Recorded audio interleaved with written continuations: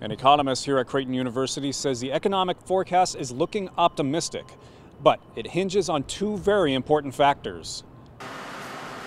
The university's Mid-America Business Conditions Index is the monthly survey of the manufacturing supply managers in 9 states, including Nebraska and Iowa, and it indicates the slow growth in our area of the country continues to decelerate for the 3rd straight month, while inflationary pressures wane. Economics professor and McAllister Regional Economics Chair Dr. Ernie Goss says this is the Federal Reserve's doing. The Federal Reserve is attempting to slow inflationary pressures, and as a result, that's bringing down growth. He says the Fed is raising interest rates in order to slow the economy because too much inflation has been accompanying this period of faster growth. They're trying to bring inflation down to 2 percentage points yearly, and it's at least 2 to 3 times more than that right now. And the fear is that this gets embedded in our economy to the point where each of us, as workers, we're asking for higher and higher wages, so it spirals out of control. Of course, he says the downside to higher interest rates is they make it more difficult on consumers, home buyers, and businesses that want to invest. The good news?